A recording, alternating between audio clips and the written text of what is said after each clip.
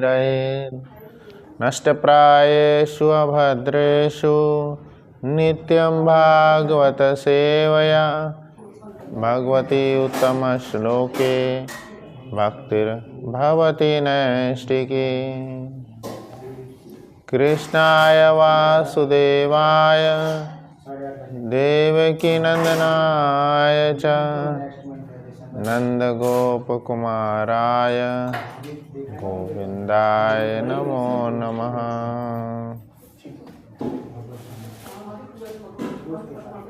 हरे कृष्णा कृष्णा कृष्णा हरे हरे, हरे राम राम राम हरे हरे। आप सभी का स्वागत है आज के भागवत कक्षा में। आज से तृतीय स्कंद, तीसरा स्कंद जो है वो शुरू हो रहा है। तो तीसरे स्कंद के प्रथम अध्याय का प्रथम श्लोक हम चर्चा करेंगे। तो इसके पहले हम तीसरे स्कंद के इस अध्याय प्रथम श्लोक के चर्चा के पहले आज हम उसका तीसरे स्कंद का थोड़ा ओवरव्यू लेते हैं। तो ये उस समय की बात है जब भगवान श्री कृष्ण जो है अपना अंतिम समय इस धरातल पर थे। भगवान श्री कृष्ण जो परम सच्चिदानंद रूप में यहाँ पे प्रकट हुए थे। हमारा शरीर रक्त, मांस और इत्यादि से बना होता है, पर परम भगवान श्री कृष्ण जो हैं, जो पूरी सृष्टि के अधिष्ठाता हैं, भगवद गीता में वो कहते हैं मया अध्यक्षेन प्रकृति सूयते सचराचर। कृष्ण की अध्यक्षता में पूरी प्रकृति काम करती है। ऐसे परम भगवान श्री कृष्ण जो कि पूरी प्रकृति के अध्यक्ष हैं, वो परम भगवान पूर्ण पुरुषोत्तम श्री कृष्ण अब इस धरातल को छोड़कर जा रहे हैं। तो भक्तगण इस लीला को ज़्यादा चर्चा नहीं करना चाहते हैं, पर यहाँ पे एक बहुत ही इम्पोर्टेंट जो सीखने के लिए है वो क्या है कि कोई भी व्यक्ति का जो सबसे प्रिय व्यक्ति होता है, सबसे प्रिय होता है। जैसे कोई व्यक्ति इस धरातल पे हम देखते हैं अपने प्राण त्याग रहा है, तो वो अपने परिजनों को याद करता है, अपने प्रियजनों को याद करता है, जो भी उसके प्रिय थे। हाय मेरा बेटा, हाय मेरे बहू, बेटी, वाइफ, जो भी होती है, सब उनके अपने प्रियजनों को, मम्मी पापा, सब अपने प्रियजनों को याद करते हैं। तो अब यहाँ पे सबसे बड़ी इम्पोर्टेंट बात ये आ रही है कि परम भगवान श्री कृष्ण जो हैं वो अब इस धरातल को छोड़कर जा रहे हैं। भगवान की लीला नित्य निरंतर चलती रहती है। हर जगह पे, हर भूमंडल में, हर परिस्थिति में भगवान की लीलाएं नित्य रूप से चल ही रही है। ऐसा नहीं है कि भगवान की लीला जो है आज इस जगह पे हुई तो अब अगली बार बंद हो जाएगी, अगली बार वो लीला नहीं होगी। नित्य निरंतर आज भी भगवान किसी भूमंडल में प्रकट हो रहे हैं, किसी भूमंडल में भगवान पूतना वध की लीला कर रहे हैं, किसी भूमंडल में कृष्ण जो है यशोदा दामोदर बंधन लीला कर रहे हैं, उखल बंधन लीला। किसी भूमंडल में भगवान जो है गोवर्धन लीला कर रहे हैं। तो नित्य निरंतर भगवान की लीलाएं हर भूमंडल में अलग अलग रूप से चलती ही रहती है। तो यहाँ पे हम देख रहे हैं कि जो इस धरातल पर भगवान की जो लीला चल रही थी वो अब अंतिम पड़ाव पर है। तो अब अंतिम समय में भगवान किसको याद कर रहे हैं? भगवान ने भी, जैसे भक्त होते हैं, परम भक्त जो होते हैं भगवान को याद करते हैं, तो भगवान भी अंतिम समय में 2 भक्तों को याद किए थे। तो वो दो भक्त कौन थे? विदुर और उनके जो भाई लगते हैं, भाई जैसे ही थे, उद्धव। उद्धव और विदुर को परम भगवान श्री कृष्ण जब अंतिम समय में इस धरातल पर थे, उस समय उन्होंने याद किए थे, उद्धव और विदुर को। और याद करके फिर क्या बोले थे? उद्धव और विदुर जब दोनों मिलने भी आ गए थे, उन्हीं से अंतिम वार्तालाप उन्होंने किए थे। तो उद्धव और विदुर को परम भगवान श्री कृष्ण ने अंतिम ज्ञान अपना प्रदान किए, अंतिम ज्ञान प्रदान किए। और उनको वो ज्ञान देते हुए बोले, उद्धव को बोले कि आप जाइए कहाँ पर? ऋषिकेश और जो बद्रीनाथ इत्यादि क्षेत्र है, इन सभी क्षेत्र में जाकर वहाँ पे जो भगवान के भक्त हैं उनको, या भगवान के भक्तों को यह मैसेज दीजिए, यह गीता भागवत का जो ज्ञान है यह उनको देने दीजिए। उद्धव को यह बोले। और मार्कंडेय ऋषि भी उस समय उपस्थित थे। तो मार्कंडेय ऋषि, मैत्रेय मुनि उपस्थित थे। तो मैत्रेय मुनि जो उस समय उपस्थित थे, उस समय मैत्रेय मुनि को स्पेशल ये इंस्ट्रक्शन दिए थे कि आप तक विदुर जी आएंगे और विदुर जी को आप यह ज्ञान दीजिएगा। मैत्रेय मुनि को बोले थे विदुर जी आपके पास आएंगे और आप उनको यह ज्ञान दीजिएगा, क्योंकि कृष्ण को भली भांति याद था कि विदुर जो उनके परम भक्त हैं, जो कि कहाँ गए हैं? सभी धामों की यात्रा करने निकल गए थे, तो अब कुछ ही समय में वापस यहाँ पर आएंगे। तो अब ये जो तीसरा स्कंद है, तीसरे स्कंद में वही वर्णन है, विदुर और मैत्रेय का संवाद। मैत्रेय विदुर जी से मिलते हैं। विदुर जी मैत्रेय जी से मिलने के बाद में, मैत्रेय उत्तम कोटि के ऋषि थे, उनसे मिलने के बाद में कई सारे प्रश्न पूछते हैं, और वो सारे प्रश्न जो हैं परम भगवान श्री कृष्ण से रिलेटेड हैं, इसलिए वह भागवतम में उपस्थित है। तो आज हम देखेंगे तीसरे स्कंद के प्रथम अध्याय का प्रथम श्लोक। तीसरे स्कंद का जो शीर्षक है, तीसरे स्कंद में बेसिकली कृष्ण भगवान की जो लीलाएं हैं वो सार रूप में उपस्थित है। सार रूप में भगवान की सारी लीलाएं विदुर मैत्रेय संवाद के अंतर्गत आता है। पूरा तीसरा स्कंद ऑलमोस्ट जो है विदुर और मैत्रेय जी का संवाद है। बहुत सारे प्रश्न विदुर जी ने पूछे हैं, तो इसलिए पहला अध्याय पूर्ण रूप से विदुर जी के प्रश्न के ऊपर ही है। विदुर जी जब मैत्रेय जी से मिले थे तो बहुत सारे प्रश्न पूछे, तो उन्हीं प्रश्नों का जो श्रृंखला है ये तीसरे स्कंद के प्रथम अध्याय का शीर्षक। तो प्रथम श्लोक पढ़ेंगे, तीसरे स्कंद प्रथम अध्याय प्रथम श्लोक।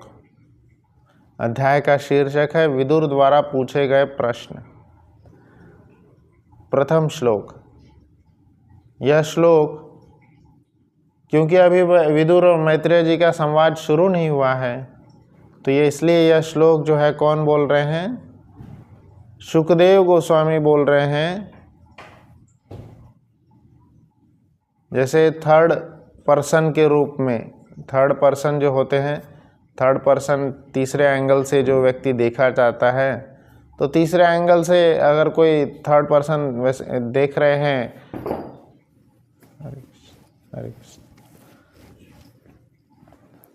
तो थर्ड पर्सन देखेंगे तो यह संवाद कहाँ चल रहा है? श्रीमद् भागवतम शुकदेव गोस्वामी परीक्षित महाराज को सुना रहे हैं। तो ये परीक्षित महाराज को सुना रहे हैं सुखदेव गोस्वामी, उसी श्रृंखला में अब तीसरे स्कंद पे आ गए। तो अब सुखदेव गोस्वामी बताएंगे कि वह विदुर और मैत्रेय के संवाद को यहाँ पे उद्धृत करेंगे। श्रीमद् भागवतम को जब हम पूर्ण रूप से अच्छे से समझेंगे तब कौन सा कन्वर्सेशन कैसे हो रहा है, कौन किसको बोल रहा है, पूर्ण रूप से समझ में आएगा। तो अभी फिलहाल में सुखदेव गोस्वामी परीक्षित महाराज को सुना रहे हैं श्रीमद् भागवतम गंगा के तट पर, और वह विदुर और मैत्रेय के संवाद को सुनाने वाले हैं। तो प्रथम श्लोक सुखदेव गोस्वामी बोल रहे हैं। श्री शुक उवाच एवमेतत्पुरा पृष्टो मैत्रेयो भगवान् किल शत्रतावणं प्रविष्टेन त्यक्त्वा स्वगृहमधिमतात्। इसमें तात्पर्य नहीं है, अगले में है तात्पर्य, दूसरे श्लोक में है तात्पर्य है, वो हम दोहराएंगे। इस श्लोक का जो ट्रांसलेशन है वो इस प्रकार से है। अर्थ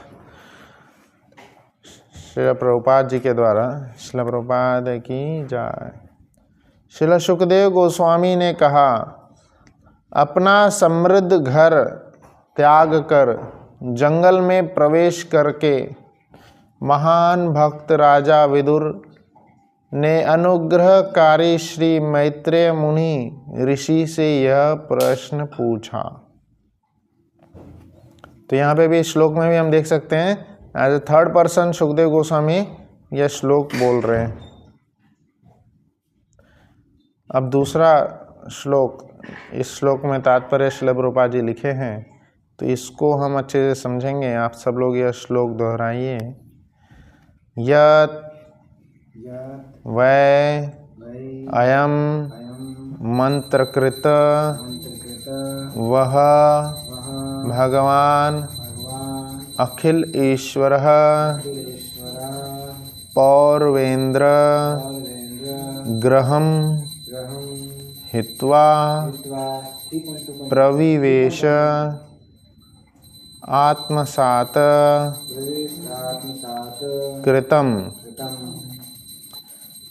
यत्वै अयं मंत्रकृत वः यत्वै अयं मंत्रकृत्व भगवान अखिल ईश्वरः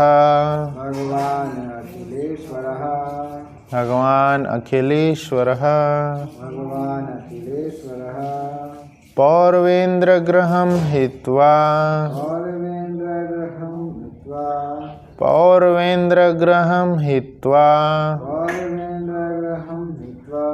प्रविवेश आत्मसात कृतम्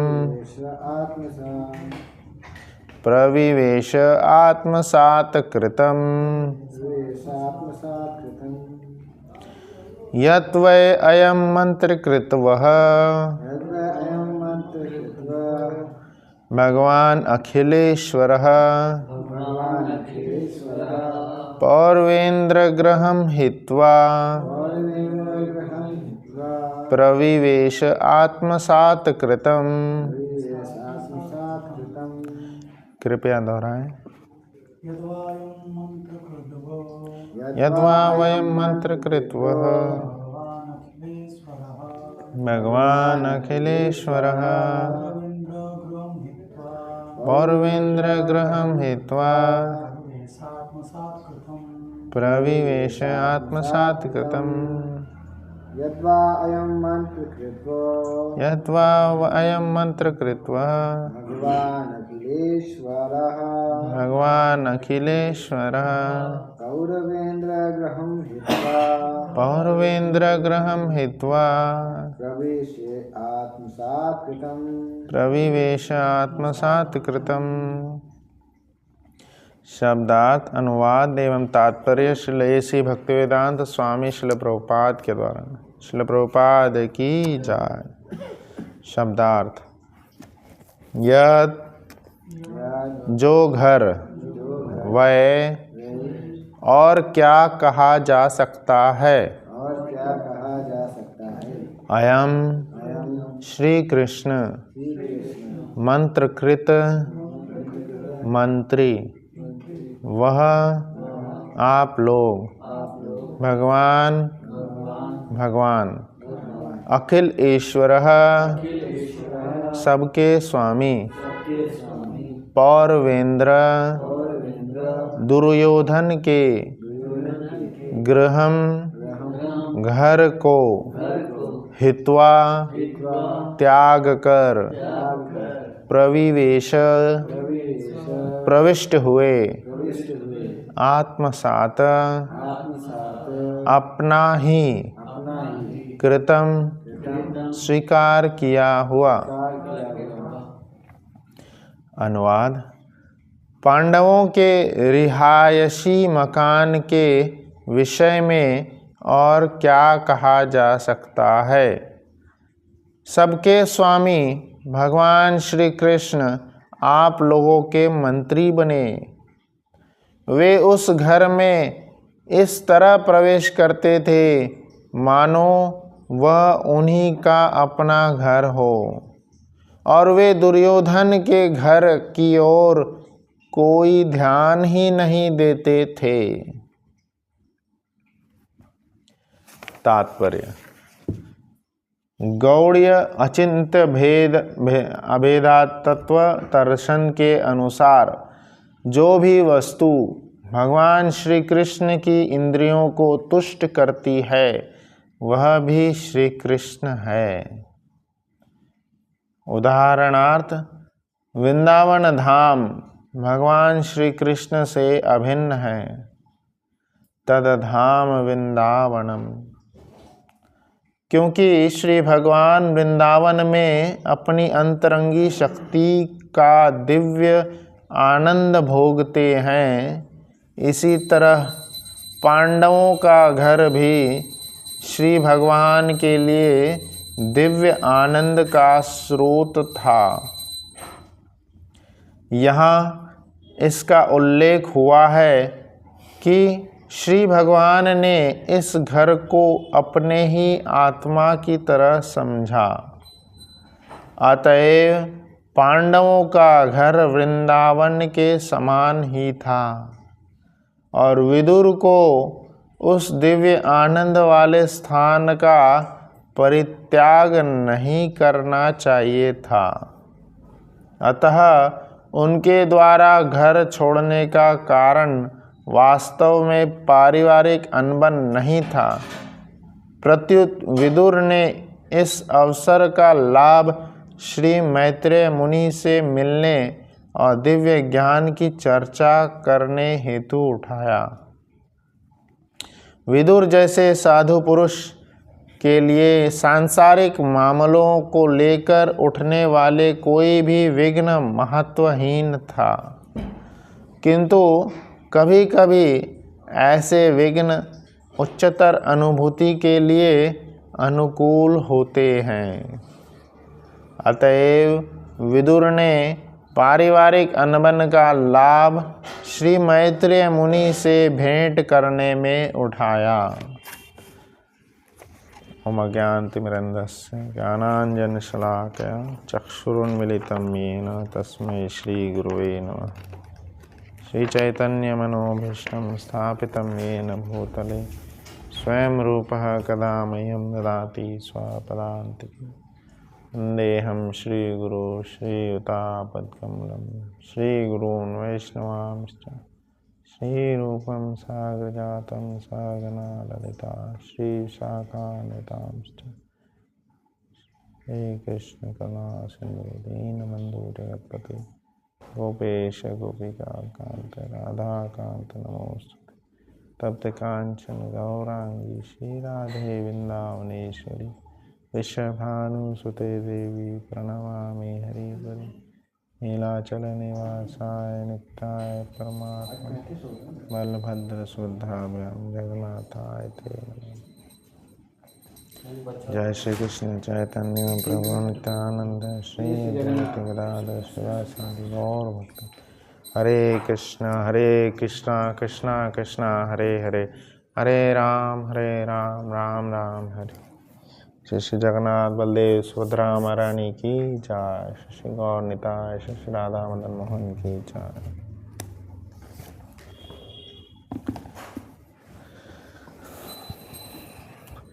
हरे कृष्ण। आप सभी का स्वागत है आज के श्रीमद् भागवतम की कथा में। तो यह जो श्लोक का जैसे पहला एक स्टोरी, इसके पहले क्या हुआ, इसका कंक्लूजन, तीसरे स्कंद का एक तरह से कंक्लूजन बताते हुए कहे थे कि अब यह जो पूर्ण रूप से तीसरा स्कंद जो है विदुर मैत्रेय संवाद के बारे में।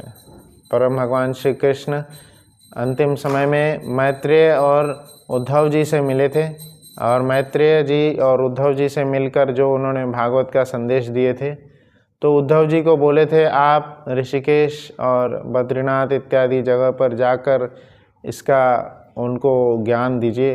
और मैत्रेय जी को स्पेशली बोले थे कि आपके पास स्वयं विदुर जी आएंगे, विदुर जी को यह सारा ज्ञान दीजिएगा। तो इस श्लोक में भी हम तीन चीज़ों पे चर्चा करेंगे जैसा श्रील प्रभुपाद जी ने इसके तात्पर्य में लिखे।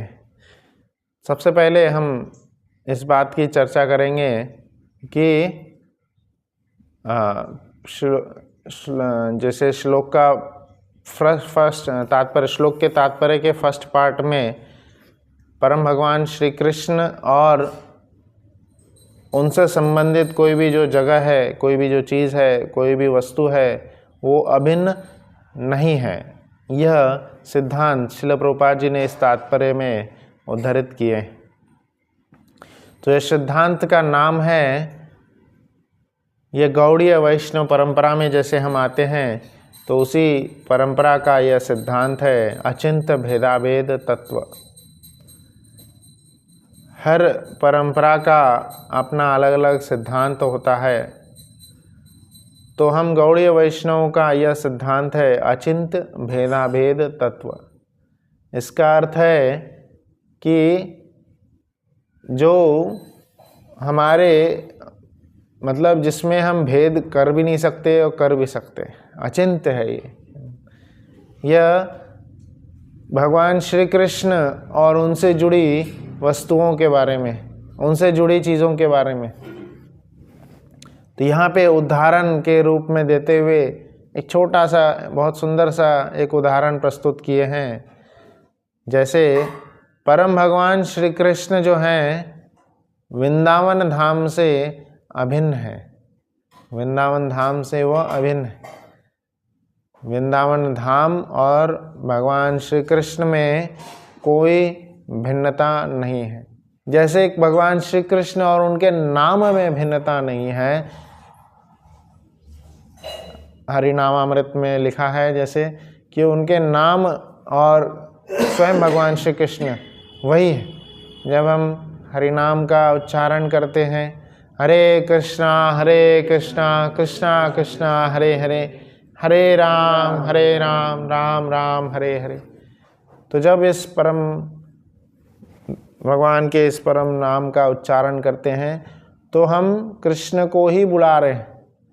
श्रील प्रभुपाद जी बहुत सुंदर सा एग्जाम्पल देते हैं, अपने पुस्तकों में लिखे हैं कि जैसे हम कोका कोला बोलते हैं तो ऐसा नहीं होता है कि हम कोका कोला का आस्वादन कर रहे होते हैं, पर जब हम कृष्ण कृष्ण कृष्ण बोलते हैं, भगवान श्री कृष्ण का दिव्य नाम लेते हैं, तो परम भगवान श्री कृष्ण स्वयं उपस्थित हो जाते हैं हमारी जिह्वा पर और जो हमसे हमारी सेवा को स्वीकार करते हैं।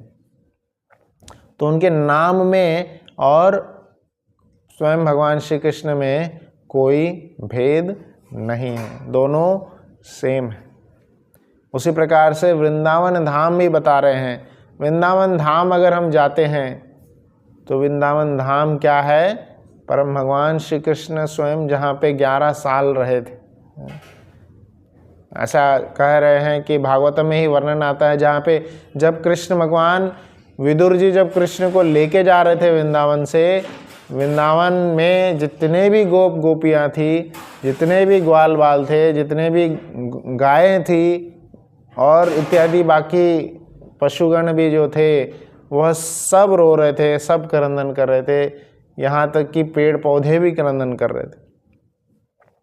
उद्धव जी जब वापस कृष्ण के बारे में बताने के लिए गए थे वृंदावन में, और उन्होंने पूछे थे गोपियों से कि माता यशोदा और नंद बाबा का घर किधर है, तो उनको बहुत सुंदर एड्रेस बताया गया था। ऐसा एड्रेस शायद ही कोई किसी को बताएगा। गोपियों ने उनको क्या बोले थे, यह जो 2 नदियाँ दिख रही है आपको, इस 2 नदी के उद्गम स्थल पे चलते चले जाइए, नदी के साथ साथ में चलते चले जाइए, जहाँ से यह नदी निकल रही होगी वही नदी, वही घर जो है, वही घर नंद बाबा का और यशोदा जी का है। उद्धव जी भी आश्चर्य हो गए थे, ये कैसा एड्रेस है, उनके घर से नदी निकल रही है। तो बोले ये नदी नहीं है, ये उनके आँखों की अश्रु का प्रवाह। तो इतना प्यार सब लोग वृंदावन में भगवान श्री कृष्ण से करते थे कि उनके जाने पे यशोदा माता और नंद बाबा इतना रोते रहे कि नदी बह रही थी। तो ऐसा प्रेम का स्तर यहाँ पे दर्शाया गया है। हमारा तो उनसे नाम, भगवान श्री कृष्ण का नाम भी नहीं लिया जाता है ना। नाम जो लेते हैं, महामंत्र 16 माला जो जाप है, वह भी बहुत मुश्किल से होता है। और यहाँ पे ऐसे भक्तों का उदाहरण यहाँ पे प्रस्तुत कर रहे हैं जो कि जिनके मुख से उनका नाम छूट ही नहीं रहा है, उनके नाम मुख से छूट ही नहीं रहा है, उनका विरह झेला ही नहीं जा रहा है। तो ऐसा वृंदावन धाम है। और अभी जो कार्तिक महीना चल रहा है, इसमें तो ज़रूर वृंदावन धाम की यात्रा करनी चाहिए, जानी चाहिए। तो यह वृंदावन धाम जो है श्री कृष्ण से बिल्कुल ही अभिन्न है। मतलब हम वृंदावन धाम अगर जा रहे हैं तो कहाँ जा रहे हैं, श्री कृष्ण से मिलने ही जा रहे हैं, श्री कृष्ण के घर जा रहे हैं, अपना घर। एक बार सभी तीर्थों का मिलन होता है, समारोह होता है। सभी तीर्थ स्थल एक जगह पे मिलके बैठक करने वाले थे, कुछ बहुत ही महत्वपूर्ण विषय पे चर्चा करने वाले थे। तो सभी तीर्थों के जो राजा हैं, कौन है तीर्थों के राजा? प्रयागराज। तो सभी तीर्थों के राजा प्रयागराज ने सभी तीर्थों को बुलाए थे। हर एक तीर्थ के एक एक देवता होते हैं, अधिष्ठाता देव होते हैं। तो उनको बुलाया गया था मीटिंग के लिए, बहुत सुंदर जगह पे मीटिंग रखे थे। तो सब लोग आए मीटिंग में, वृंदावन नहीं आए। वृंदावन धाम जो है, उनके जो अधिष्ठाता देव है वो नहीं आए। तो सबका जब अटेंडेंस ले रहे थे, बाद में जब अटेंडेंस चेक कर रहे थे, तो जो राजा हैं कौन? प्रयागराज जी। तो वो अटेंडेंस चेक कर रहे थे, वो बहुत गुस्सा हो गए और वो परम भगवान श्री कृष्ण को जाके बोलते हैं कि आपने मुझे तीर्थों का राजा बनाए, हमने मीटिंग अरेंज किए, पर वृंदावन धाम जो है वो आए ही नहीं, वो मेरी कोई भी मीटिंग में नहीं आता है। तो परम भगवान श्री कृष्ण उनको बोलते हैं कि आपको मैंने तीर्थों का राजा बनाया है। प्रयागराज जी कौन है? तीर्थों के राजा है। वृंदावन धाम कोई तीर्थ नहीं है, तीर्थ स्थल नहीं है जहाँ पे हम टिकट कटा के चले जाएंगे और वहाँ पे हमारे भगवान के दर्शन हो जाएंगे। बाकी सब जगह पे हो भी सकता है दर्शन, पर वृंदावन धाम कोई तीर्थ नहीं है, वह परम भगवान श्री कृष्ण का घर है, जहाँ पे वह स्वयं हमेशा निवास करते हैं। सभी शास्त्रों का मर्म है, सभी शास्त्र में लिखा है, वृंदावन परित्यज्यम एकम पादम न गच्छति। वृंदावन को छोड़कर परम भगवान श्री कृष्ण एक पैर भी बाहर नहीं लेके जाते हैं, कभी नहीं जाते हैं वृंदावन को त्याग कर। तो वृंदावन में जब भी हम जाते हैं, कैसे जाना चाहिए, स्वयं विदुर जी ने भागवतम में प्रस्तुत किए थे, सिखाए हैं हमें कैसे वृंदावन धाम जाना चाहिए। जब कंस ने यह मौका विदुर जी को दिए थे कि आप जाइए और कृष्ण भगवान को लेकर के आइए, परम भगवान श्री कृष्ण को लेकर के आइए, तो उसी समय विदुर जी बहुत ज़्यादा अंदर से खुश भी थे, दुखी भी थे। खुश इसलिए थे कि अब उनको अपने स्वामी से मिलने का मौका मिल रहा है, और दुखी इसलिए थे कि उनको कंस के पास में लेकर आना होगा। तो जब वृंदावन धाम जाते हैं विदुर जी, और कंस ने उनको बहुत सुंदर रथ भी दे दिए थे, तो रथ से सुबह में निकले हैं, भागवतम में वर्णन आता है, सुबह में निकले हैं विदुर जी मथुरा से वृंदावन जाने के लिए। मथुरा से वृंदावन ज़्यादा से ज़्यादा आधा घंटा, बस आधे घंटे में हम पहुंच सकते हैं, बहुत ही नज़दीक में। फुल स्पीड में जाएंगे तो और कम समय में पहुंचेंगे, धीरे धीरे भी गए, जैसे उस समय ये रथ बुलक काट जैसे रथ से भेजा गया था, तो रथ से गए ज़्यादा से ज़्यादा 1 घंटा या 2 घंटे में, 3 घंटे में पहुंच जाएंगे। 3 घंटा 1 प्रहर होता है, 1 प्रहर में पहुंच जाएंगे। पर भागवतम में उदाहरण आता है, विदुर जी सुबह निकले थे और पूरा रात हो गई थी, तब वृंदावन धाम में पहुंचे थे। तो कैसे पहुंचे थे? जब वो वृंदावन धाम के पूरा वृंदावन, मथुरा से वृंदावन जाते जाते क्या स्मरण कर रहे थे, वह बहुत सुंदर विवरण है भागवतम में। यही स्मरण कर रहे थे कि कृष्ण से जब मिलेंगे, भगवान श्री कृष्ण से मिलेंगे तो क्या करेंगे। हम लोग जब वृंदावन धाम जाते हैं, अपना पैकिंग हुआ कि नहीं, क्या सामान रह गया, क्या करना है, कौन सा रह गया, उधर जाके किससे मिलना है, यह सारी हम बातें करते रहते हैं। यहाँ पे विदुर जी सिखा रहे हैं, वृंदावन जब धाम वो जा रहे थे तो कृष्ण उनको मिले, कृष्ण से मिलने पे वो क्या करेंगे, कृष्ण उनको पहचानेंगे कि नहीं। तो उनके मन में द्वंद्व चल रहा था कि कृष्ण उनको पहचानेंगे कि नहीं। फिर वो बोलते हैं कि स्वयं ही उस बात को काटते हुए बोलते हैं कि नहीं, परम भगवान श्री कृष्ण तो परम दयालु हैं, वह तो पहचान ही जाएंगे। और वो अपने मन में ही सोचते हैं कि कृष्ण उनका स्वागत कैसे करेंगे। कृष्ण वृंदावन धाम में जब विदुर जी पहुंचेंगे तो उनका स्वागत कैसे करेंगे, यह वो मन में सोचते रहते हैं। और यही सोचते सोचते सोचते वो जो है मथुरा से वृंदावन का जो क्षेत्रफल जहाँ पे चालू होता है वहाँ तक पहुँच गए थे। और वहाँ पहुँचते ही वो रथ से उतर गए। वहाँ पहुँचने के बाद वो रथ से आगे नहीं गए, मतलब रथ पे चढ़ के आगे नहीं गए। आज भी हम देखते हैं वृंदावन धाम जब हम चले जाते हैं तो उसके आगे गवर्नमेंट की कृपा है कि 4 व्हीलर सब अलाउड नहीं होते, 2 व्हीलर तो घुस जाते हैं। तो उसके पहले ही रुक्मिणी में मल्टी लेवल कार पार्किंग है और वहाँ पे सारे 4 व्हीलर्स वहाँ पे रोक दिए जाते हैं।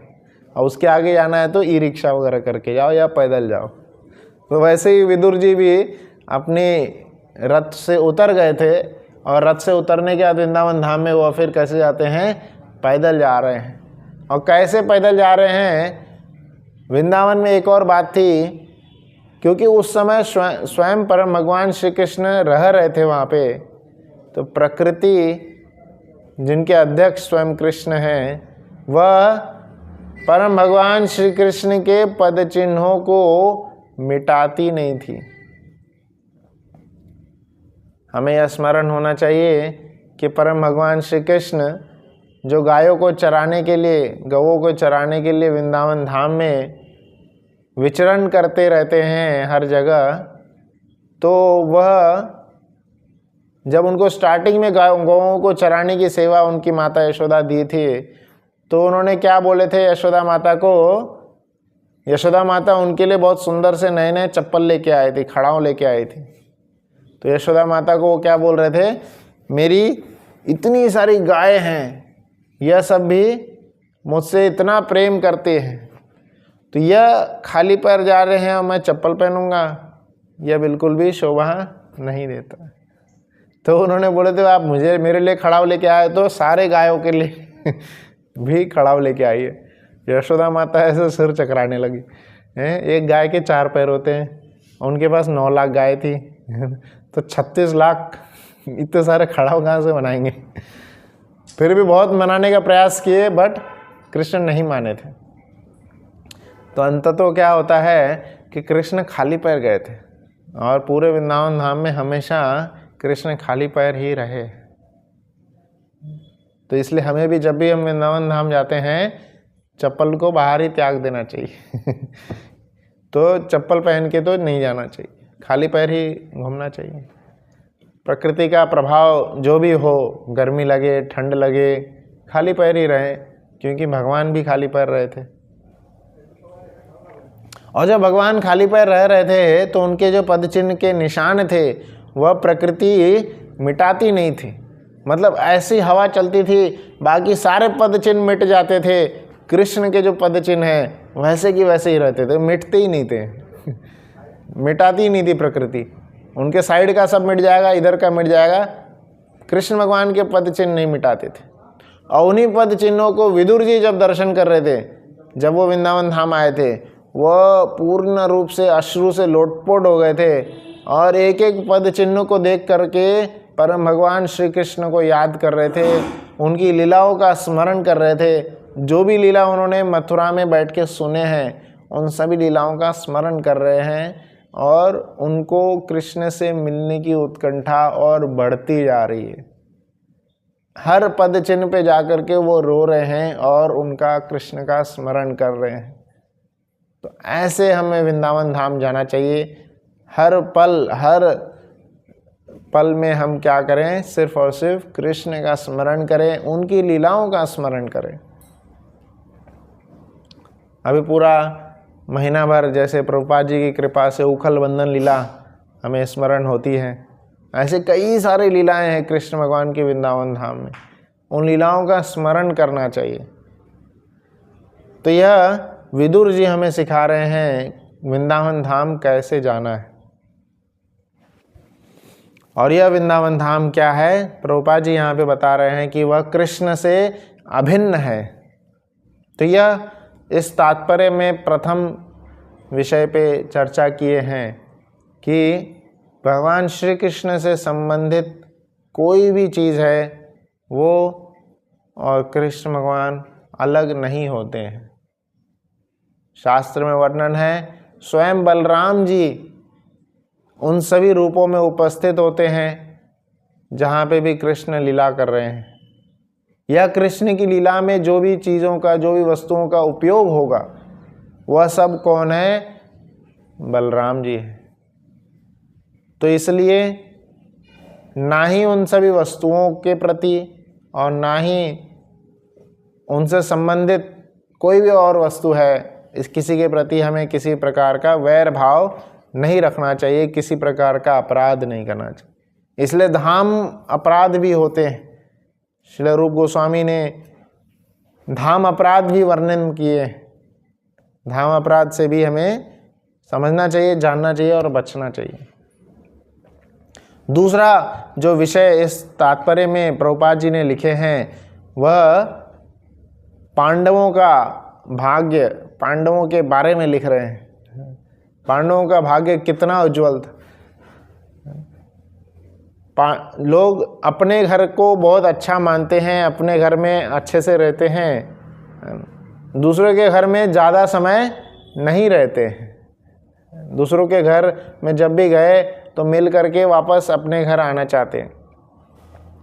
पर परम भगवान श्री कृष्ण क्या घोषणा किए हैं, हमेशा हमें याद होना चाहिए। जब सुदर्शन चक्र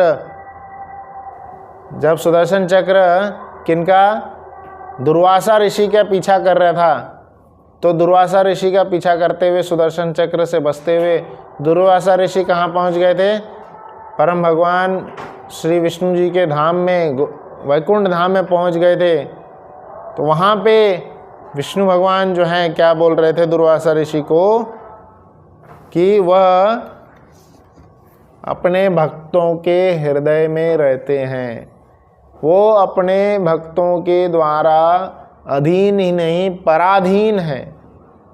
अहम भक्त पराधीनः। तो विष्णु भगवान क्या बोले थे कि वह अपने भक्तों के पराधीन है, प्रकृष्ट रूपेण अधीन है।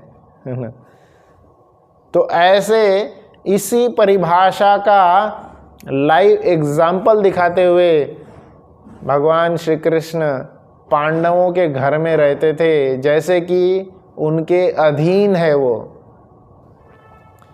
पांडवों के कृष्ण क्या थे? उनके मित्र, सखा, प्राण इत्यादि सब कुछ थे। प्रभुपाद जी ने जैसे हमारा दिल्ली जी का जो मंदिर है उसका जो शीर्षक रखे हैं पार्थ सारथी श्री पार्थ सारथी मंदिर। तो इससे ही हमें हर बार ध्यान होता है कि पार्थ सारथी, पार्थ अर्थात अर्जुन जो हैं, पृथा के पुत्र अर्जुन, उनके सारथी तक बन गए थे। उनके घर में मैसेंजर, घर के दूत, शांति दूत बन के गए थे। उनके घर में ही हमेशा रहते थे। यहाँ तक वर्णन है 11वें स्कंद में जब नारद मुनि आते हैं, नारद मुनि स्वयं युधिष्ठिर जी से जब मिले थे तो युधिष्ठिर जी को बोले थे नारद मुनि कि जो परम भगवान श्री कृष्ण का ध्यान लगाने के लिए कई सारे मुनिगण घंटों घंटों तक, सालों तक वो ध्यान करते हैं और तब जा कर के भी कृष्ण को नहीं प्राप्त कर सकते, और वह परम भगवान श्री कृष्ण पांडवों के घर में ऐसा रहते थे जैसे कि यह उनका ही घर है। पांडवों के घर में कृष्ण हमेशा निवास करते थे, हमेशा।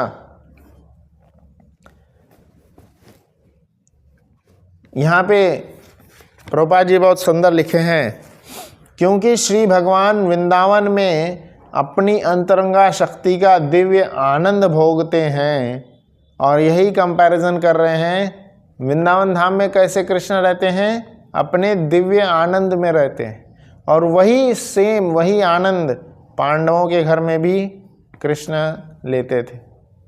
यहाँ लिखे हैं पांडवों का घर भी श्री भगवान के लिए दिव्य आनंद का स्रोत था। यहाँ इसका उल्लेख हुआ है कि श्री भगवान ने इस घर को अपने ही आत्मा की तरह समझा। अतएव पांडवों का घर वृंदावन के समान ही था, और विदुर को उस दिव्य आनंद वाले स्थान का परित्याग नहीं करना चाहिए था। तो ये तीसरा विषय है। तो दूसरा विषय जो यहाँ पे चर्चा कर रहे हैं कि पांडवों का घर जो है वृंदावन धाम के जैसा ही था। हम जब अगर महाभारत पढ़ेंगे तो उसमें बहुत सुंदर रूप से वर्णन आता है कि कृष्ण भगवान और अर्जुन जो हैं इतना आपस में, इतना उनका अच्छा मेल था, वो हमेशा साथ में ही रहते थे, गार्डन में जाते थे और कई जगह पर बैठे हुए रहते थे। घंटों घंटों तक कृष्ण और अर्जुन जो हैं आपस में प्रिय मित्र के रूप में बैठे हुए हैं और आपस में चर्चा कर रहे हैं।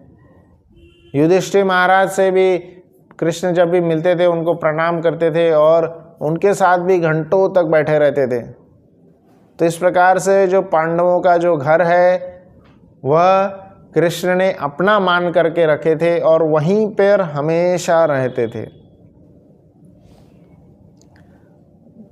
और ये क्यों होता था? यहाँ पे जैसे इस श्लोक के अनुवाद में लिखे हैं, अनुवाद में क्या लिख रहे हैं कि वे इस घर में इस तरह प्रवेश करते थे मानो यह उनका अपना ही घर हो, और दुर्योधन के घर की ओर कोई ध्यान नहीं देते थे। तो परम भगवान श्री कृष्ण जो यहाँ पे दो भाई हैं, पांडव और दुर्योधन कौरव, तो पांडवों के घर को कृष्ण अपना मान रहे हैं और वहीं पे रह रहे हैं, वहीं पे बार बार प्रवेश कर रहे हैं, पर दुर्योधन की घर की ओर कोई ध्यान नहीं दे रहे हैं। हित्वा, दुर्योधन के घर को त्याग दिए हैं, वहीं कहीं ध्यान नहीं दे रहे। तो इसका एक छोटा सा एग्जाम्पल के रूप में इसका कारण जो है क्यों ऐसा है, इसका कारण बताते हुए एक छोटा सा एग्जाम्पल हुआ था। जब परम भगवान श्री कृष्ण शांति दूत के रूप में आए थे हस्तिनापुर, तो वहाँ पे शांति दूत के रूप में जब आए थे, दुर्योधन ने बहुत प्रयास किए थे कृष्ण को इन्फ्लुएंस करने का। एक तरह से यही बोल सकते हैं, भगवान को इन्फ्लुएंस करने का प्रयास कर रहे थे दुर्योधन। तो कैसे इन्फ्लुएंस कर रहे थे? दुर्योधन कृष्ण की स्वागत में, जैसे ही वो कृष्ण भगवान आए थे, उनके स्वागत किए थे, बहुत उत्तम कोटि से स्वागत किए, बहुत बैंड बाजा बहुत बजा के बहुत अच्छे से स्वागत किए। स्वागत करने के बाद में जब अंदर आ गए कृष्ण, तो वहाँ पे उनको बोले कि आइए हमारे घर में सुंदर स्वादिष्ट पकवान लीजिए। 56 प्रकार के भोग बनाए थे उन्होंने, और बोले कि आइए प्रसाद पाइए हमारे घर में। और वहीं पे कृष्ण भगवान जो हैं, जब शांति दूत के रूप में उधर गए थे, तो प्रसाद पाने का जब मौका उनको प्राप्त हुआ, कृष्ण भगवान क्या बोले? कोई भी व्यक्ति किसी के भी घर में खाने कब जाता है? 2 कंडीशन में। एक, जब सामने वाले व्यक्ति से उसको स्नेह होगा, और दूसरा जब उसको भूख लगी होगी, वो भूखा होगा। तो कृष्ण भगवान बता रहे हैं, ना ही मुझे तुमसे स्नेह है और ना ही मुझे भूख लगी है, तो मैं नहीं आऊँगा। तो कृष्ण भगवान जो हैं, दुर्योधन का 56 भोग, दुर्योधन का पकाया हुआ इतना सारा भोग त्याग कर कहाँ गए थे? विदुर जी के घर गए थे। और विदुर उस समय थे ही नहीं घर पे, विदुरानी थी, उनकी वाइफ थी, और उनकी जो वाइफ है इतना ज़्यादा आश्चर्य हो गई थी कि अरे परम भगवान श्री कृष्ण आए हैं, उनके स्वागत में वो क्या करे क्या ना करे सब भूल गई थी, बस उनकी ओर ही देखते रह गई थी। कृष्ण का सौम्य रूप देख रही थी, इतना सुंदर रूप थे कृष्ण का। वो देखते देखते उनको स्वागत में कैसे तो उनको बैठाए और उनको केला दे रहे थे, और कृष्ण की सुंदरता में इतना खो गए थे वो कि केला का केला फेंक दे रही थी और छिलका दे रही थी कृष्ण को, और कृष्ण भी प्रेमवश छिलका ग्रहण करते जा रहे थे। और विदुर जी बाद में आकर के देखे थे कि अरे ये तो छिलका खा रहे हैं कृष्ण। तो ऐसा प्रेम होता है, ऐसा सुंदर भाव प्रकट होता है, और कृष्ण इसी प्रेम के भूखे हैं। पत्रम पुष्पम फलम तोयम यो में भक्त्या प्रयच्छति। भक्ति भाव से जो भी हम देंगे कृष्ण उसको ग्रहण करते हैं। दुर्योधन के 56 भोग और पकवान को उन्होंने ग्रहण नहीं किए क्योंकि वहाँ पे प्रेम नहीं था। हम भी भोग लगाते हैं भगवान को, अगर प्रेम नहीं रहेगा तो सारा भोग व्यर्थ है। प्रेम होना चाहिए, आपस में प्रेम होना चाहिए, भक्तों के आपस में भगवान से प्रेम होना चाहिए, नाम जप करना चाहिए, और इसी प्रकार से भगवान भोग ग्रहण करेंगे जैसा उन्होंने पांडवों को ग्रहण किए थे, उनके घर में रहते थे। तो हम अगर चाहते हैं भगवान श्री कृष्ण हमारे घर में रहें, तो आपस में वही प्रेम दर्शाते हुए उनका नाम जप इत्यादि करना चाहिए। और तीसरा विषय जो इस श्लोक के तात्पर्य में प्रभुपाद जी लिखे हैं कि विदुर का गृह त्याग, तो ये अलग ही बड़ा विषय है, पर विदुर जी का गृह त्याग को एक लाइन में समाप्त करते हुए यहाँ पे जैसा श्रील प्रभुपाद जी बताए हैं, विदुर जी ने गृह को इसलिए त्यागे थे, घर में बहुत सारे कलह होते ही रहते हैं, कलह क्लेश होते ही रहते हैं, किसी भी गृहस्थ जीवन में बहुत सारे क्लेश होते रहते हैं। यहाँ पे भी लिखा है एक सांसारिक मामला में, मतलब घर में जो भी कलह क्लेश हुआ था, तो उसका उस विघ्न को विदुर जी ने कैसे फ़ायदा उठाए थे, उस विघ्न को विदुर जी ने कैसे फ़ायदा उठाए, जा करके संतों का संग किए थे, अर्थात श्री मैत्रेय मुनि से उन्होंने भेंट किए थे। तो विदुर जी के गृह त्याग का जो कारण है वो यहाँ पे क्या बताया कि जा करके संतों से, वैष्णवों से, मैत्रेय मुनि से मिलना, उनसे वार्तालाप करना, उनसे भेंट करना। तो अगर गृह त्याग करके हम भक्तों से मिल रहे हैं, मंदिर आ रहे हैं, तो ये उत्तम चीज़ है। ऐसा नहीं कि गृह त्याग गलत है। गृह त्याग क्या करके लोग टेररिस्ट बन जाते हैं, कुछ भी समाज में गलत चीज़ें करते हैं। पर अगर हम भक्त बन रहे हैं, भगवान के नज़दीक जा रहे हैं, उनके बारे में जान रहे हैं, तो यह उत्तम कार्य जैसा विदुर जी ने किए थे। तो यहाँ पे हम विराम देंगे। 3 विषयों के बारे में यहाँ पे बताए हैं कि सबसे पहला, कृष्ण और कृष्ण से संबंधित कोई भी वस्तु है तो वो अभिन्न है, ऐसा नहीं है कि वो अलग अलग है, अभिन्न है। दूसरा विषय है कि कृष्ण पांडवों के घर को अपना समझ के वहीं रहते थे। तो जब हम पांडवों जैसे आपसी प्रेम रखेंगे और भगवान के प्रति भक्ति बढ़ाएंगे तो कृष्ण भी हमारे घर में नित्य निवास करेंगे। जैसा श्रील प्रभुपाद जी बताया कि कृष्ण उनके मंदिरों में हमेशा रहते हैं। और तीसरा कि गृह त्याग के बारे में, जो विदुर जी का गृह त्याग था, तो वह विदुर जी का गृह त्याग का क्या विषय था, जो भी आपसी अनबन हुआ था, पर उसका फ़ायदा उन्होंने कैसे उठाए थे, जा करके संतों का संग करके उठाए थे। तो यही इसमें बताए हैं, आगे कल पढ़ेंगे, समझेंगे। किसी का कोई प्रश्न, कमेंट? नहीं तो विराम देते हैं। श्रील प्रभुपाद की जय, श्रीमद् भागवतम की जय। हरे कृष्ण।